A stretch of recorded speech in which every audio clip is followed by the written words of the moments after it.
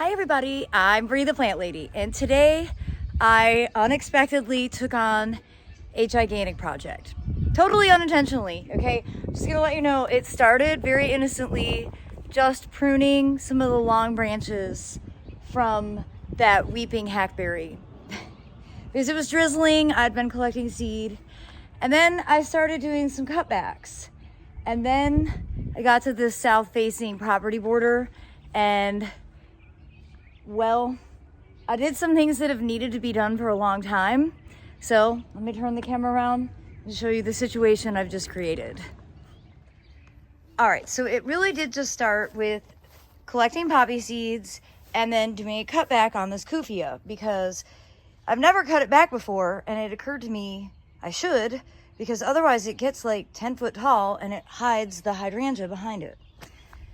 And then I was looking around and I was like, golly, that sarissa is really taking up a lot of real estate.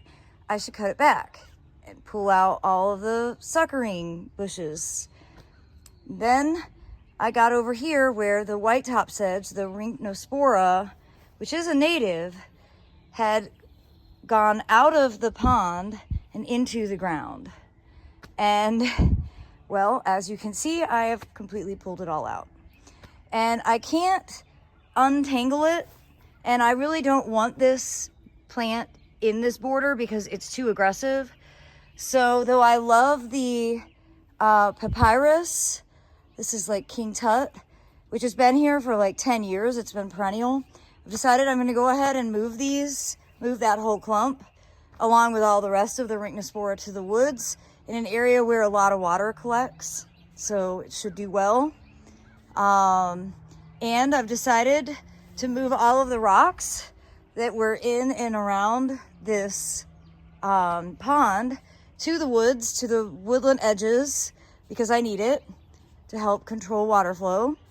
And I am going to now use this pond to grow rice. And I'm pretty excited about the prospect of that. I've never grown rice here before, but it should definitely do very well. So I decided to stop what I was doing and actually record it because I wasn't intending on doing any of this, and I've been feeling a little drained, especially from my recent food allergies, and so I just haven't been making as many videos. But I think this is probably worth recording for you all to see. So if you have a pond liner like this, you might consider growing rice in it. I have a lot of rice seed, and this has been in my house used as decoration. See in this pretty pot. And I can't remember what variety it is. I think it might be black madras, which I'd really like to grow out in mass so that I could start offering that seed. So I figure I have nothing to lose by getting this sown in that. And well, that's a fair amount of space. It's significantly larger than any of the vessels that I ordinarily grow rice in. So it should be a good experiment. All right, so process is pretty simple. I've put a lot of roadblocks in my way, specifically rocks, but I've got some fresh veggie mix that I'm going to put into the pond, and then I'll show you exactly how simple it is to sprinkle the seed in and walk away. I'm also going to get all of these rocks moved to the woods, and I'm really excited to show you what I've accomplished back there. So hope you'll stay tuned to watch everything that I have to show you on this humid Sunday.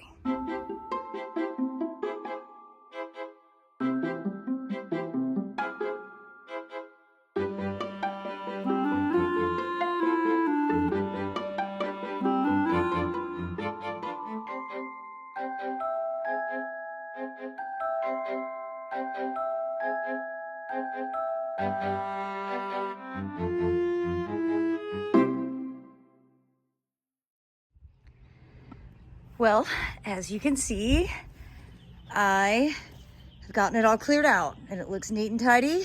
So now it's time to plant. And I've got a bunch of annuals here that are gonna go in the bed, but first I wanna get the rice seed sown. So let me show you that process. It's super easy. All right, so this has fresh veggie mix in it. Remember, this is a pond liner. It's maybe 2 foot deep. And I'm just taking seed that I gathered from last year that I've been using as decoration, and I'm literally just gonna start scattering it in here. And again, I'm not 100% sure I think this is Black Madras, which is the purple leaf variety that's really spectacular, but I might be wrong. I don't have it labeled, of course. And I want to sow it pretty thickly. Not going to be able to use all this seed in here, but I do want it to be, you know, pretty dense, good even coverage. And the key with rice seed is that I haven't had much success with rice. I haven't had any success with rice from the grocery store. I think that's all too processed. It doesn't have any hull whatsoever. And for growing, it seems the raw seed is just significantly better. And really, this is why I grow rice, is not so much to eat it. It's just to save the seed and grow it again. So I think it's a really beautiful plant. And I think it's a plant that everybody should at least grow one time because everyone's eaten it. And when you grow something, you have a greater appreciation for what farmers provide. So, all right, I think that's probably good enough. Let me give you a close-up view.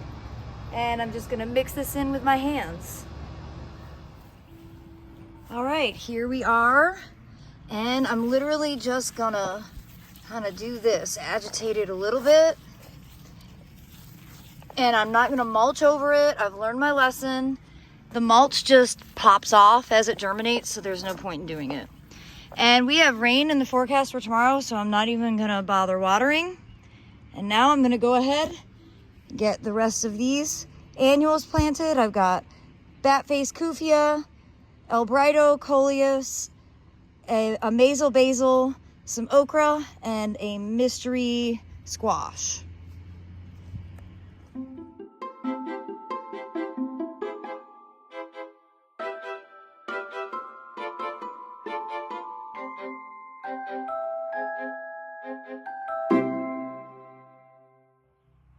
All right, I got this all watered in. I did not have room for all of those okra, of course. I did get 2 peppers planted, the mystery squash, and 1 okra. But because I brought more up, I've decided that I'm gonna go ahead and tackle over here because this is just sedum. And it isn't the best use of space. Like, it's great that it's covering the ground and I don't have to mulch it, but I wouldn't mind having some okra for harvesting here. So I'm gonna go ahead and clear some of this sedum out and make some space to be able to plant those 4 extra okra plants because I can't help myself.